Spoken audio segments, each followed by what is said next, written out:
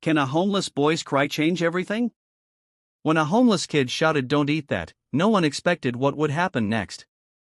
The park cafe was a magnet for the city's elite, tucked between rows of manicured trees and the hum of a nearby fountain. It was midday, and the cafe buzzed with life. Waiters in crisp uniforms weaved gracefully between tables, balancing trays of artisan dishes and freshly brewed coffee. The air smelled of warm bread and the faint sweetness of blooming flowers. But for one man, none of this seemed remarkable. At a prime table in the center sat Bernard Green, a name synonymous with power and wealth. He had built his empire from scratch, starting with real estate in his 20s and expanding into ventures that few could dream of. At 72, he carried himself with the confidence of someone who owned not just his world, but perhaps the worlds of everyone around him. His sharp suit and gold-rimmed glasses reflected a life of opulence, yet as he glanced at the menu, his movements were slow, almost hesitant. Opposite him sat Marissa, his much younger wife, a woman who seemed plucked straight out of a magazine cover. Her jet-black hair framed a face that was impossibly polished, her bright red lipstick carefully applied. Every inch of her screamed elegance, but her smile didn't quite reach her eyes. She twirled a diamond bracelet on her wrist absent-mindedly, her attention fixed not on her husband, but on her phone screen. Nearby, a boy lingered just beyond the patio fence. He was small for his age, his oversized hoodie hanging loosely on his thin frame. His dark eyes darted from table to table, scanning plates and pockets, looking for an opportunity. His name was Malik, though no one in the cafe knew him. His face was familiar on this street, a kid with nowhere to go, always on the outskirts of conversations and the edges of concern. Prepare for a twist you won't see coming. Bernard glanced at his watch. You're distracted again, he said, his voice calm but pointed. Marissa looked up and smiled, though there was no warmth in it. I'm right here, she replied sweetly, reaching across the table to place her hand on his. You know how much I enjoy these lunches. Malik's stomach growled. He moved closer, his footsteps almost silent as he leaned against the patio railing. His eyes landed on Bernard's table. It was the kind of meal he hadn't seen up close in months, a pristine white bowl of soup flanked by fresh bread and a glass of sparkling water. But then something unusual happened. As Bernard adjusted his glasses and picked up his phone, Marissa's hand slipped into her designer handbag. Malik saw her fingers close around a small vial. She twisted it open with a casual flick, tilting her hand ever so slightly over the steaming bowl. The liquid blended with the soup in an instant, disappearing like it had never been there. Malik's breath caught. He froze, watching her stir the soup with the spoon, her expression unchanged. Then she leaned closer to Bernard, her voice low but just audible enough. After all the trouble I've gone through, you won't ruin this now. The boy blinked, unsure of what he had just witnessed. Was this real? Could a woman who looked so perfect, sitting in a place so polished, really be doing what he thought? But Malik couldn't shake the feeling that something was very wrong. Malik's heart pounded in his chest as he crouched lower behind the railing. He wasn't sure what he'd just seen, but the way the woman's voice carried those cold words, it sent a shiver through him. He clenched his fists, his nails digging into his palms. No one else had noticed, no one else had been paying attention. It was just him. The faint growl in his stomach pulled him back to reality, but his eyes remained fixed on the couple. Bernard looked tired, distracted, his spoon hovering over the bowl as he checked his phone. Marissa was all charm and poise again, her smile bright, her hand resting on her chin as if she hadn't just whispered something chilling moments ago. Malik could feel the weight of the decision pressing down on him. His instinct screamed to walk away. Why get involved?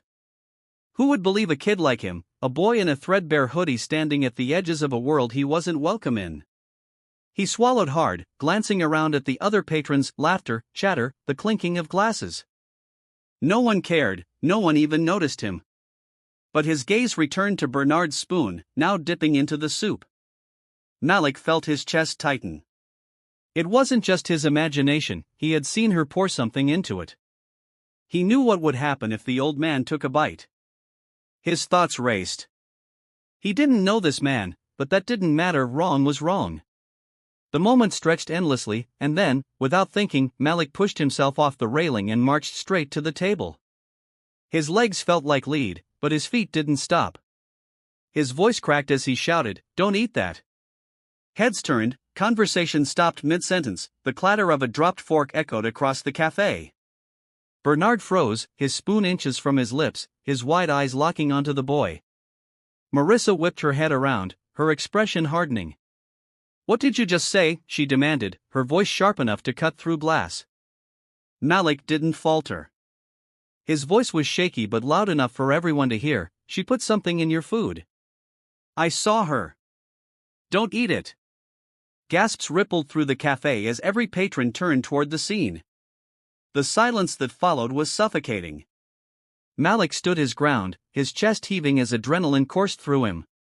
Bernard blinked, glancing between the boy and his wife. "What is he talking about, Marissa?" His tone was calm, but his hand trembled as he set the spoon down on the table. Marissa's composure snapped like a rubber band stretched too thin. She shot to her feet, her chair scraping loudly against the stone floor. "You little liar," she hissed, her voice dripping with venom. "How dare you accuse me of something so vile? Who even let you in here?" The words stung, but Malik didn't back down. His eyes remained locked on Bernard's, desperate to make him see the truth. "I saw her," he said. "She poured something into your soup when you weren't looking. You can smell it if you don't believe me." Bernard's face paled as he turned toward his wife, his eyes narrowing. "Marissa, what's going on?" he asked, his voice quiet but firm. She scoffed, waving a dismissive hand. "He's just trying to cause trouble. Look at him, he probably just wants money or food," she spat, the words like poison themselves, her gaze flicking to Malik with open disdain. But the boy didn't waver. He stepped closer to the table, his fists clenched. "I'm not lying," he said firmly, his voice rising. "She doesn't want you to know, but I saw everything." Bernard's hand lingered over the bowl, torn between disbelief and the growing doubt creeping into his mind. But something in the boy's tone made him hesitate. The air around the table seemed to thicken, the once lively cafe now eerily silent. All eyes were locked on the unfolding drama, their meals forgotten. Bernard leaned back slightly in his chair, studying the boy with a scrutinizing gaze. His face bore the marks of a man used to people playing games with him, trying to take advantage of his wealth. But this was different.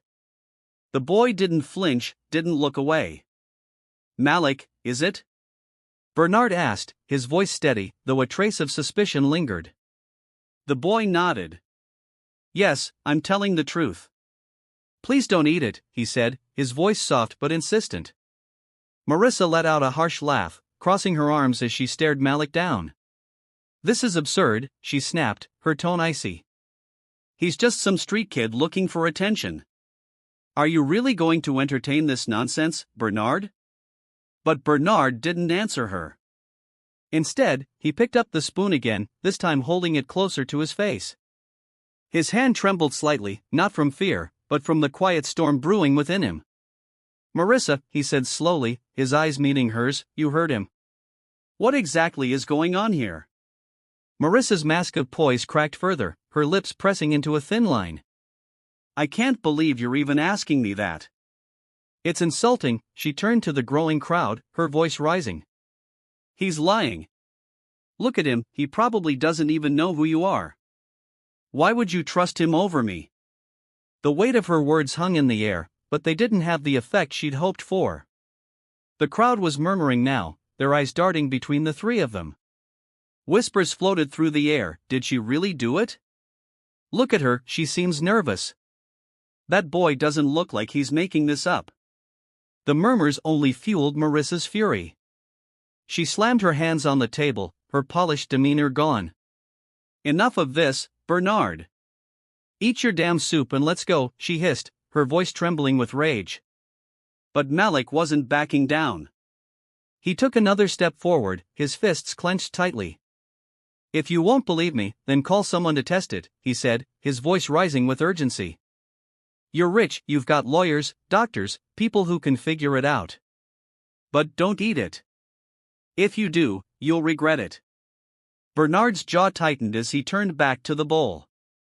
The spoon was still in his hand, but he didn't lift it to his lips. His eyes, tired and calculating, shifted to his wife. Marissa, he said, his voice low, you've been acting strange for weeks now. Her face flushed, and she stumbled over her words. I don't know what you're talking about. You can't seriously think I'd poison, Bernard finished for her, his tone razor-sharp, me? The crowd gasped audibly, their whispers growing louder. Malik stood firm, his gaze unwavering. He could feel his heart pounding, but he wouldn't let it show. He'd done what he could, now it was up to Bernard to make the next move. Marissa straightened up, her expression hardening into something cold and unfamiliar. This is ridiculous. I don't have to sit here and listen to this nonsense, she said, grabbing her handbag. But before she could leave, Bernard's hand shot out, gripping her wrist with surprising strength for a man his age. You're not going anywhere, he said firmly, not until we get to the bottom of this. The waiter, who had been frozen in place, finally spoke up. Sir, should I call the police? The question sent a ripple through the cafe, and for the first time, Marissa looked genuinely panicked. She shook her head violently. Don't you dare. This is just a misunderstanding, Bernard, you can't seriously. But Bernard raised his hand, silencing her. Yes, he said, addressing the waiter without looking away from Marissa, call them. Malik felt a surge of relief, but it was fleeting. The truth wasn't out yet, and the tension was far from over. The cafe held its collective breath as the waiter hurried inside to make the call. Bernard let go of Marissa's wrist, his eyes never leaving hers. The once polished charm she wore so effortlessly was now unraveling, replaced by a growing sense of desperation. She glanced around, her lips moving but no sound coming out, as if searching for an escape. Meanwhile, Malik stood a few steps back, his hands shaking slightly. He'd done all he could, but now he felt the weight of doubt creeping in. What if the man didn't believe him after all? What if she managed to talk her way out of this? He clenched his fists, forcing himself to stay rooted in place. Malik, Bernard said suddenly, his voice cutting through the tension, you said you saw her put something in the soup. Can you describe it? The boy nodded quickly, stepping forward. It was a small bottle, like one you'd use for medicine, clear liquid. She poured it in when you were looking at your phone, then stirred it. I swear I saw it.